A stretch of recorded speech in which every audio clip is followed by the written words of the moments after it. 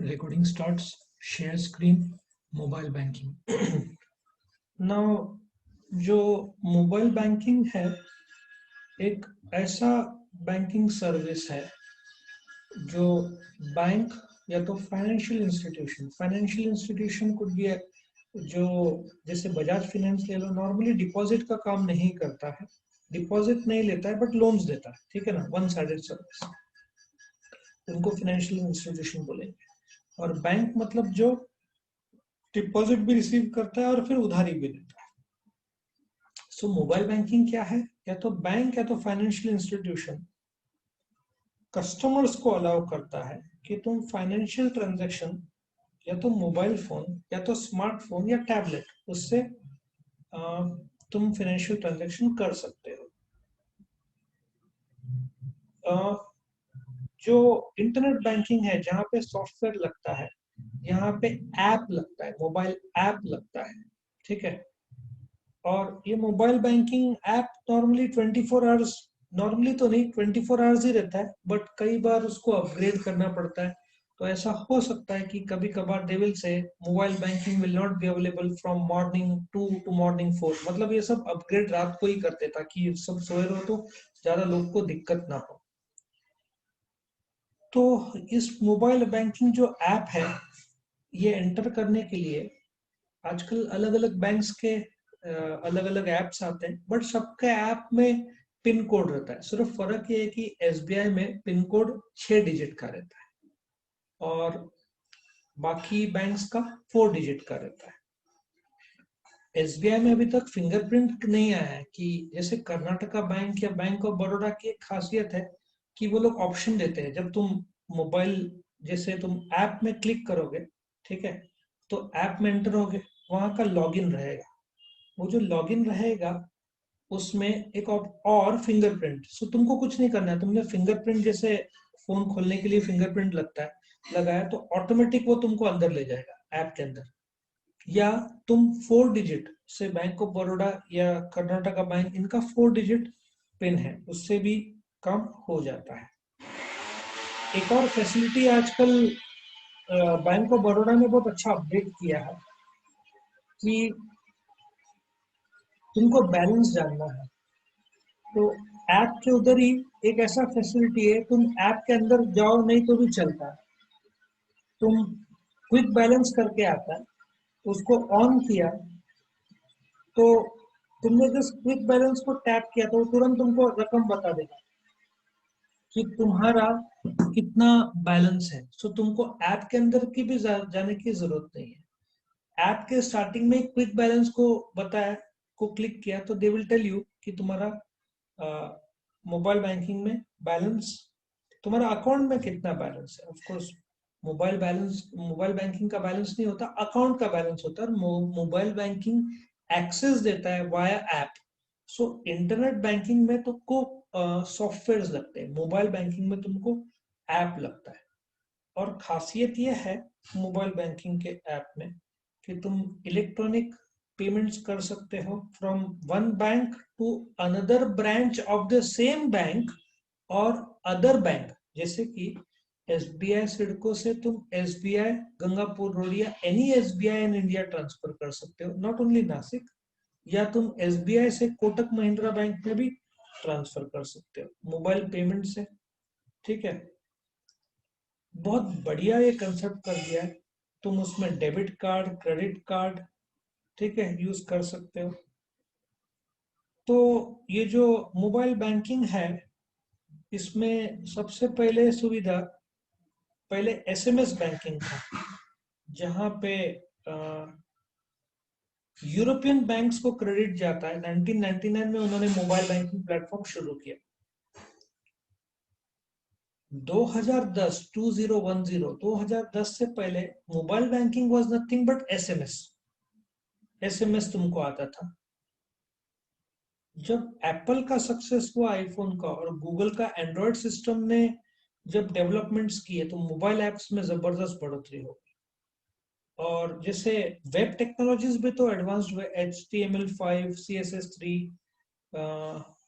JavaScript, ये सब जैसे एडवांस होते गए तो इनकी मदद से मोबाइल वेब बेस्ड सर्विस भी इम्प्रूव हुआ। और आज के तारीख में बोलते ना, रिसेंट जो स्टडी किया गया, एटलीस्ट 1/3 बैंक्स डिवाइस डिटेक्शन, तुम बोलते ना बैंक्स के वेबसाइट से डिवाइस का डिटेक्शन होता है, जहाँ पे बोलते ना तुम मल्टीपल बैंकिंग सर्विसेज का काम कर सकते हो। इंडिया में भी ये बहुत जबरदस्त लेवल पे आगे बढ़ रहा है।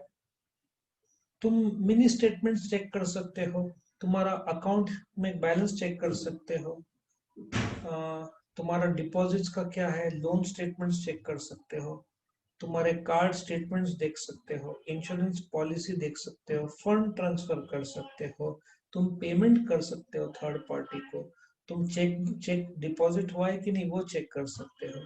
बहुत बढ़िया हो गया है। इनफैक्ट तुम एटीएम कहाँ पे वो भी कर सकते हो। और एक और अच्छा फैसिलिटी हुआ है उसमें कि तुम जब ये यूज करते हो मोबाइल बैंकिंग, उसमें एक लिमिट डाल सकते हो। वो मुझे बहुत पसंद है ये कंसेप्ट, कि तुमने जाकर एक लिमिट डाल दिया कि दिन में 50,000 के ऊपर ट्रांजैक्शन कोई भी नहीं कर सकता मोबाइल बैंकिंग में।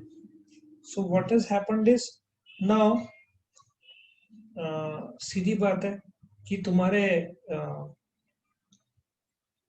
मोबाइल बैंकिंग में जाकर 50,000 रुपीज का सर्किट लगा दिया तो तुम नहीं कर पाओगे। किसी को तुम्हारा मोबाइल भी मिलता है तो वो कुछ नहीं कर पाएगा। क्यों? क्योंकि तुमने वो डेटा लॉक कर दिया है फैसिलिटी का। सो आई होप तुमको मोबाइल बैंकिंग के बारे में कंसेप्ट समझ में आए। इसमें मैं थोड़ा चर्चा करना चाहूंगा, क्योंकि तुम भविष्य में मोबाइल बैंकिंग ऐप यूज करोगे। इनफैक्ट मेरा बहुत सारा काम मोबाइल में ही हो जाता है एज कम्पेयर टू जो पहले होता था। आज मोबाइल में ही हो जाता है। सो लेट अस सी, ये इसका पूरा अधिकार या बोलते ना सब सिस्टम तो आरबीआई के थ्रू होता है। बैंक्स तो अपने ऐप बनाते हैं। सो पेमेंट और सेटलमेंट सिस्टम लाइक 2007 आरबीआई को ताकत देता है कि ये सब एक्टिविटीज को रेगुलेट करे। सो देखा जाए तो regulatory framework is the RBI, सीधा बात है। और मोबाइल बैंकिंग के लिए अक्टूबर 2008 में इन लोगों ने गाइडलाइंस लाए, जिसके थ्रू जो यूजर्स है, अभी तुम देखोगे तो बहुत स्लो था इनिशियल लेवल पे। 2012-13 में करीबन इफ यू सी 2 करोड़ ही यूजर्स थे, क्योंकि टेलीफोन नहीं थे। आज के तारीख में मुझे लगता है करीबन 100 करोड़ कनेक्शंस तो होंगे, बट उसमें स्मार्टफोन्स कितने हैं वो है। और गांव में सिर्फ 35 बोलते ना 30-35 करोड़ मोबाइल फोन होंगे अभी, लेकिन एंड्रॉइड सब जगह आ रहा है। लेकिन एक्टिव मोबाइल यूजर्स बहुत कम है। उसका आंकड़ा मैं कोशिश कर रहा हूँ तुमको बताओ। तो तुमको मोबाइल जो बेस्ड ऐप है, उसके लिए तुमको सबसे पहले तो तुम्हारा फोन नंबर लगेगा। जैसे वो लोग एम पिन देंगे, मोबाइल का पिन। जैसे तुम अभी अकाउंट खोलोगे तो आई पिन लगेगा इंटरनेट के लिए, मोबाइल पिन लगेगा मोबाइल के लिए, एटीएम का पिन। ऐसे 3 पिन बोल सकते हो कि जहां पे तुमको लगेगा। सबसे इंपॉर्टेंट इसका एस्पेक्ट था सिक्योरिटी, क्योंकि मोबाइल फ्रॉड्स हुए हैं काफी। तो यदि तुमने पेमेंट किया, अभी पेमेंट में 2 सिस्टम्स है। एसबीआई का सिस्टम है कि तुमने एमपिन जो 6 डिजिट का एसबीआई में एंटर किया, लेकिन तुमको पेमेंट करना है तो ओटीपी आता है। लेकिन बैंक ऑफ बड़ौदा का ऑप्शन ये है कि पहले तो तुम या तो फिंगरप्रिंट से या तो लॉगिन 4 डिजिट से एंटर करोगे, लेकिन जब तुमको पेमेंट करना है तो सेकेंड 4 डिजिट पिन तुम एंटर करोगे। मतलब 4 डिजिट के 2 पिन होंगे उनके एक पेमेंट के लिए। मतलब बैंक ऑफ बड़ौदा ओटीपी नहीं भेजता है। बैंक ऑफ बड़ौदा में तुमने 4 डिजिट के डबल पिन डाले तो तुम डायरेक्टली पे कर सकते हो। इनिशियल तो एसएमएस बेस्ड चैनल ही था, अभी तो बाकायदा बोलते ना, अभी के जो चैनल है वो अनस्ट्रक्चर्ड सप्लीमेंट्री सर्विस डेटा बोलते हैं, जो कि वेब बेस्ड है, जिसके थ्रू ये सारा ट्रांजेक्शन्स एग्जीक्यूट होता है। और देखा जाए तो आज हर एक बैंक के अपने अपने एप्स है जिसके थ्रू तुम देख सकते हो। कुछ ऐसे ऐप्स है कि तुमने एंटर किया तो डायरेक्टली तुमको तुम्हारा बैलेंस दिखेगा। और कुछ बैंक क्या करते हैं कि छुपा के रखते हैं, मतलब कोई पीछे वाला ना देख ले। तुमने जैसे एंटर किया तो वो लोग बोलेंगे क्लिक टू व्यू बैलेंस, कुछ डायरेक्टली तुम्हारा बैलेंस सामने दिखा देते हैं। तो ऐसे अलग अलग सिस्टम्स है जो ऑपरेट होता है इंडिया में मोबाइल बैंकिंग। सो एक प्रकार का सबसे फेमस सिस्टम शहर में इंटरनेट बैंकिंग से भी ज्यादा इंपॉर्टेंस हो गया मोबाइल बैंकिंग, क्योंकि इंटरनेट पे तुम लैपटॉप ऑल द टाइम तुम्हारे पास चाहिए, जबकि लैपटॉप ऑल द टाइम नहीं रहता है, मोबाइल तुम्हारे पास रहता है। ठीक है ना। सो मोबाइल बैंकिंग का रेलेवेंस आज के तारीख में इंटरनेट बैंकिंग से भी बढ़ते जा रहा है, लॉन्ग टर्म में यही लागू होगा, दैट इज मोबाइल बैंकिंग। ठीक है। सो मोबाइल बैंकिंग के बारे में इतना ही।